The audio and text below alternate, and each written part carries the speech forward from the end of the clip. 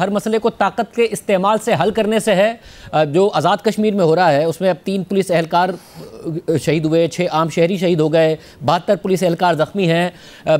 बात मुज़ाकरात से हल हो सकती थी, मुज़ाकरात का से हल नहीं की गई और फिर ये हुआ।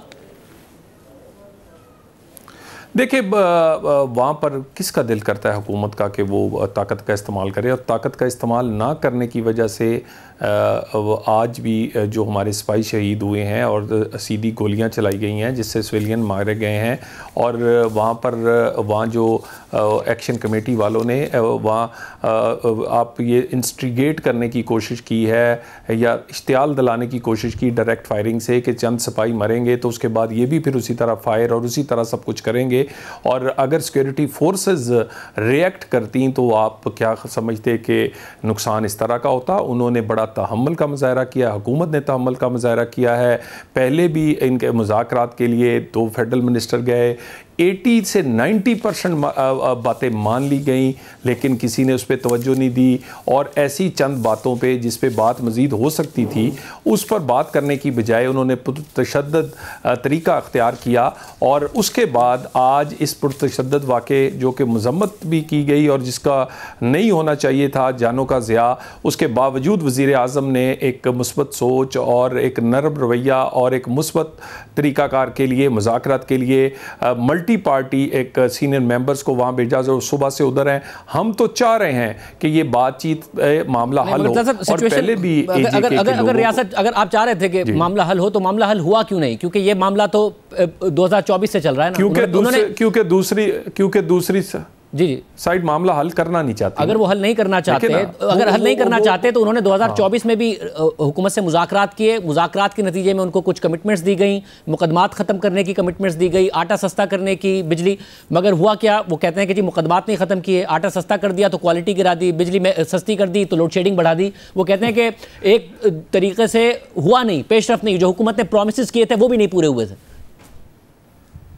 देखिए, ये नाशुक्री है। और वज़ीर आज़म ने 23 अरब का ख़ुसूसी पैकेज दिया, तमाम चीज़ें इम्प्लीमेंट की। मुझे ये बताइए, किसी एक वज़ीर का या आज़ाद कश्मीर हुकूमत का कोई आप बयान दिखा दें जिसमें कोई सख्त बयान हो। और इनकी मैं आपको मुतअद्दिद तकरीरें भेजता हूँ जो आप चला नहीं सकते टीवी पे, इश्तियाल अंगेज़ और जो लबो लहजा है। तो बात ये है, ये बिल्कुल ऐसी सूरत हाल पैदा करना चाह रहे हैं कि जिससे पता नहीं न जाने क्या निकालना है। AJK के लोगों का कोई फ़ायदा हो या उनको कोई सहूलत दी जा सके, हुकूमत बिल्कुल तैयार है और देना चाहते हैं। मज़ीद भी इसके लिए कोई चीज़ और पैकेज अनाउंस करना पड़ेगा, वज़ीर आज़म तैयार है। मगर अगर कोई हल ही ना करना चाहे तो आज पता चल जाएगा। ये देखे इस वक्त जो एक्शन कमेटी है उनके जो उनका जो चार्टर ऑफ डिमांड है उसमें चीज़ ऐसी क्या है जिसकी वजह से कहा जाए कि पता नहीं इनके क्या मकासद हैं। या तो कोई ऐसी चीज़ नजर आए ना कि अगर वो कह रहे हैं हुक्मरान अशराफिया की मराद ख़त्म करें, आज़ाद जम्मू मोबाइल कंपनी, और आप खुद भी कह रहे हैं कि 90% पर तो इत्तफाक हो गया था। किसी के मकसद पर या किसी की इंटेंशन और नीयत पर तो सवाल उस वक्त हो जब उसके मुतालबात में से कुछ ऐसी बात हो। जब हुकूमत खुद भी इत्तफाक कर रही है कि हम तो उनके मुतालबात पर राजी है, 90% पे मान गए थे, 2 का मसला था क्योंकि कानून साजी, तो इसका मतलब उनके मुतालबात अगर खुद हुकूमत कह रही है गलत नहीं है तो फिर नियत पे क्यों शक कर रहे हैं उनकी? देखिए, गलत हैं और कुछ ऐसे हैं जो हमारे बस में नहीं हैं। वो कश्मीर की असेंबली ने खुद करना है। हम उसकी सीटें कैसे ख़त्म कर दें? किस तरह ख़त्म कर दें जो कश्मीर जब हुकूमत की असेंबली का हक है? जब हुकूमत कहती है कानून, किस तरह उनमें कहें जी कि ये नहीं, जो मुहाजिरीन की सीटें हैं, क्योंकि अब आज़ाद कश्मीर में तो ये होता है ना कि एक ज़माने में MQM भी 2 सीटें जीत गई थी, क्योंकि जो मुहाजिरीन की सीटों का मामला है कि हुकूमत कहती है कानून साजी के जरिए ख़त्म हो सकती हैं। कानून साजी के लिए 53 की असेंबली है, 42 गवर्नमेंट के पास हैं, PTI का फॉरवर्ड ब्लॉक है 20 का, हुकूमत 13, पीपल्स पार्टी 8, तो कानून साजी में कितना टाइम लगेगा? देखिए, गुजारिश ये है, क्या हम सारी जमातों को हाँक सकते हैं?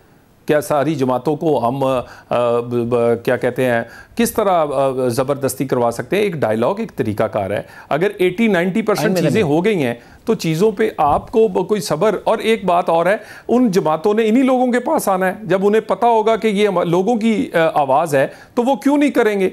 लेकिन बात तरीकाकार क्या है?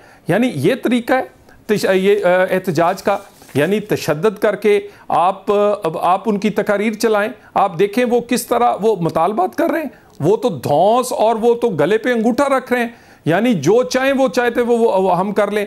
देखिए उसके बावजूद बड़े तहम्मुल का, बुर्दबारी का, सब्र का मुजाहरा हम कर रहे हैं और करेंगे। जो 2024 के मुज़ाकरात के बाद तय उसके बाद उन्होंने मुतादिद डेडलाइंस दी थी हुकूमत को। ऐसा नहीं है कि उन्होंने फौरन ही सड़कों पर आ गए, मुतादिद डेडलाइंस दी गई हुकूमत को कि जी आप मामलात आगे बढ़ाने के लिए कि जो आपने पिछली कमिटमेंट्स की थी उस कमिटमेंट्स को पूरा किया जाए। तो और ज़ाहिर है हुकूमतों का काम होता है कि लॉ एंड ऑर्डर की सिचुएशन ना क्रिएट हो, बात डायलॉग से हल हो जाए। और अगर हुकूमत सियासी जमातों की हो तो और ज़्यादा वो इस बात को तरजीह देते हैं। देखिए इससे ज़्यादा तहम्मुल और नरम रवैया नहीं हो सकता जिस तरह इस दफ़ा दिखाया गया है।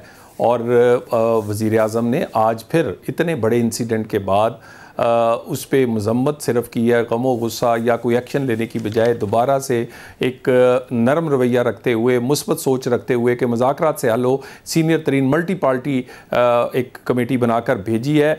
अब मुझे बताइए अब क्या हर्डल है वो एक्शन कमेटी को इनसे बात करने में, हल निकालने में? और अगर हल निकालना है तो बिला वजह कीड़े निकाल के तो अब कुछ भी निकाल सकते हैं। यानी देखिए कैसी बात है कि आटा सस्ता है उसका म्यार कमाल करते हैं, प्राइवेट मिल्स हैं, दूसरी हैं, बहुत सारी और चीज़ें हैं। आप इस तरह की बात नहीं कर सकते।